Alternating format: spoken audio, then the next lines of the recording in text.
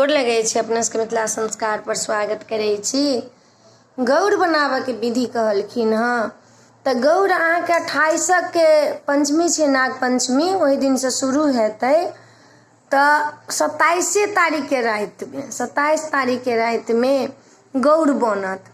गौर के लेल एकटा सरवा उस सरवा लिखल पढ़ल होबे के चाही, लाल रंग से पियर रंग से रंगल होबे के चाही। एकटा पियर कपड़ा चाहे लाल कपड़ा, 5टा हरद के गांठ दूब सब लऽ जे सोहागिन गौर बनेथिन हुनका नव साड़ी देबनि, हुनका खोइछ देबनि आ उ बैस कऽ चुप्पे गौर बनेथिन, बजथिन नहीं। हरद के कुटि कऽ आ जाबत गीत हेतै ताबत तक गौर बनतै। अब जते काल में हरद पिसेतै तते गीत हेतै। हरद पीस कऽ आँचर से झाँपि कऽ आ तखन झाँपले झाँपले से गौर बनेतै।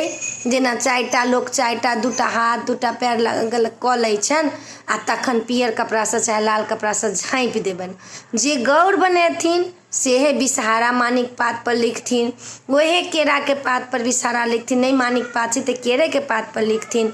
वहे सिंदूर पिठार काजर चानन जाही जूही 5टा से बिषहारा लिखेते। उहे कोबरो लिखथिन, जे गौर बनेथिन उहे कोबरो लिखथिन, उहे केचुआ बनथिन, वह खोइछ बनथिन, वहे नव साड़ी पहिर कऽ केचुआ खोइछ से बनथिन आ तखन गौर बनेथिन। गौर बना कऽ राइते में बनै छै, आँचर तर में झाँपि कऽ गौर बना कऽ धऽ देथिन चुप्पे। जहन गौर बनि जेतनि तब बजथिन, बिना गौर बनल नहीं बजथिन।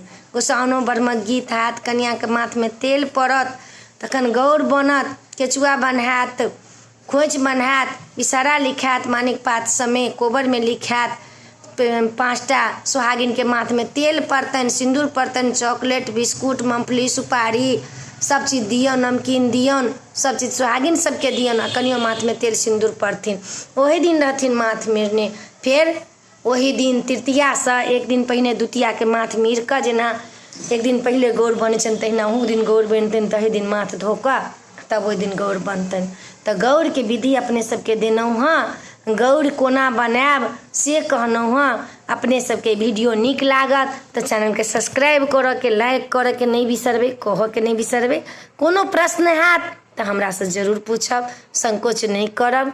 हमरा जे ज्ञान में हैत से अपने सबके जवाब देब। जय मिथिला, जय माता जी।